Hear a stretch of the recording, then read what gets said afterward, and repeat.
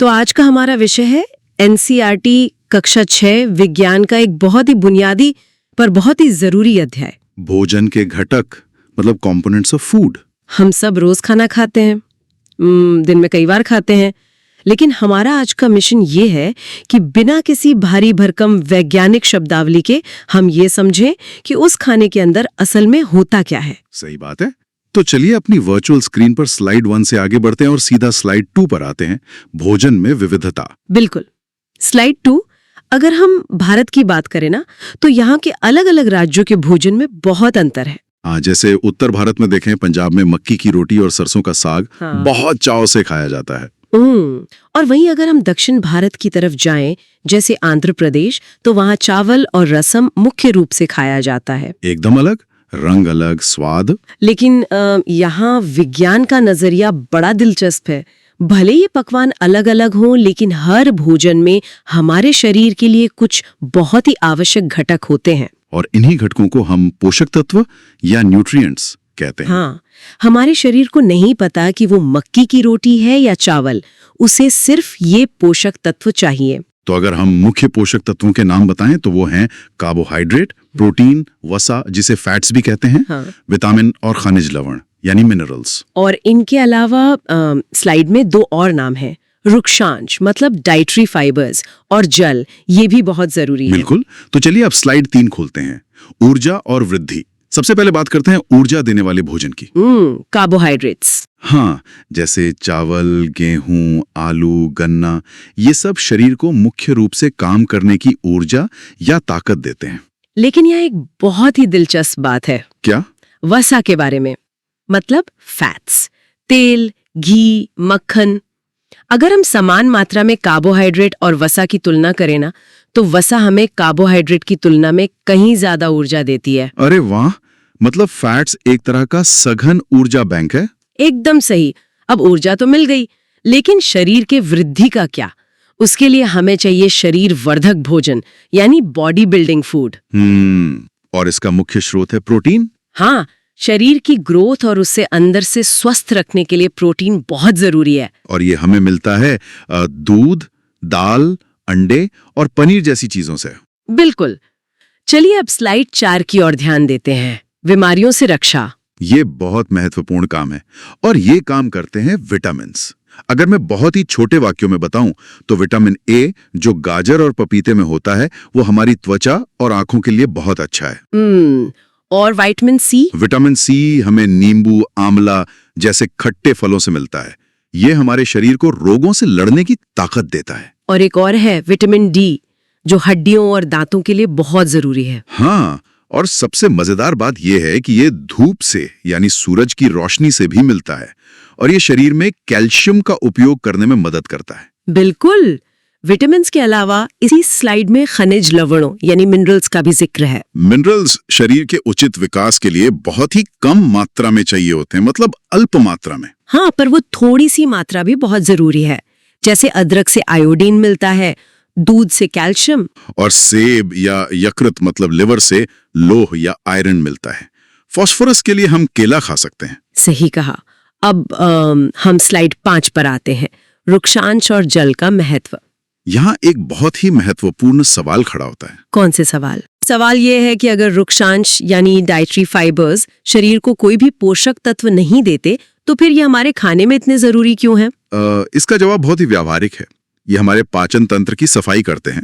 जो भोजन पचता नहीं है, उसे शरीर से बाहर निकालने में रुक्षांश बहुत बड़ी मदद करते हैं। जैसे पेट के अंदर एक झाड़ू की तरह। बिल्कुल।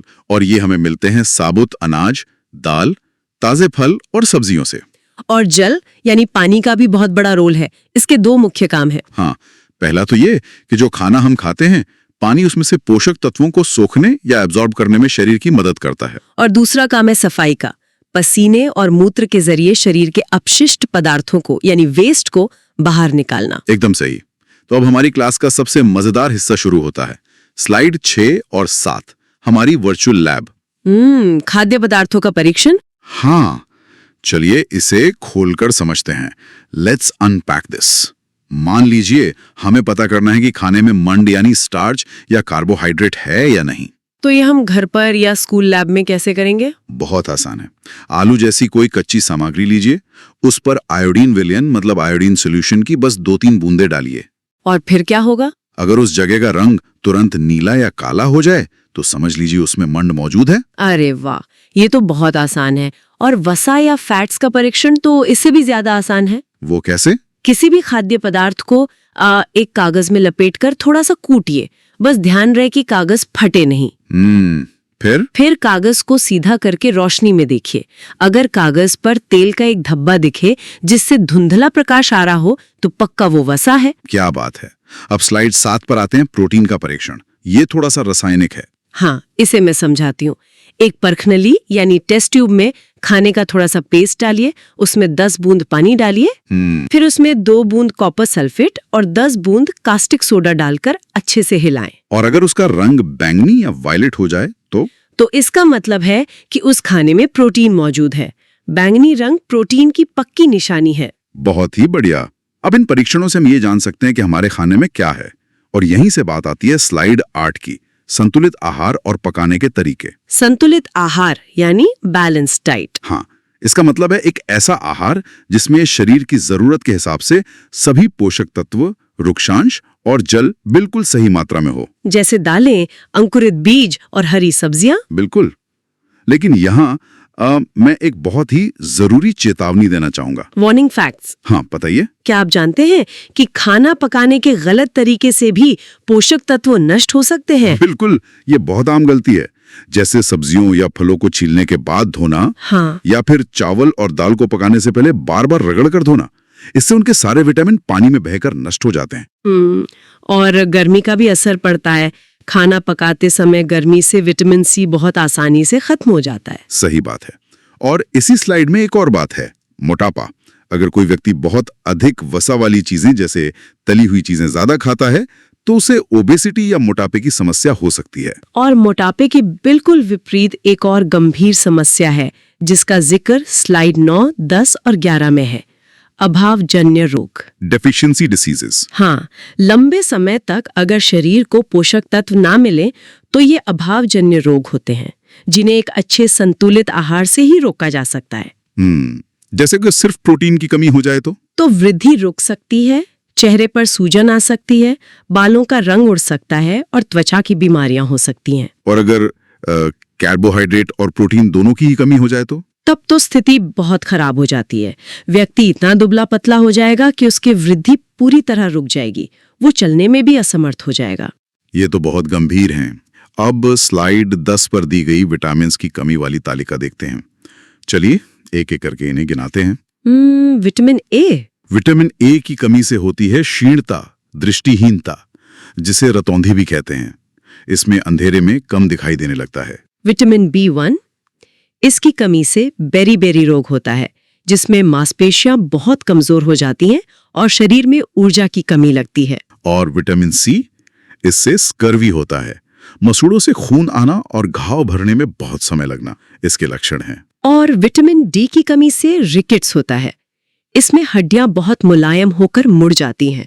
अब स्लाइड 11 पर खनिज यानी मिनरल्स की तालिका है। कैल्शियम की कमी से अस्थियां और दंत क्षय होता है, मतलब हड्डियां कमजोर होना और दांत गिरना। आयोडीन की कमी से घेंगा या ग्वाइटर होता है, इसमें गर्दन की ग्रंथि फूल जाती है और बच्चों में तो ये मानसिक विकलांगता भी ला सकता है। और लोह मतलब आयरन, इसकी कमी से अरक्तता होती है जिसे एनीमिया कहते हैं।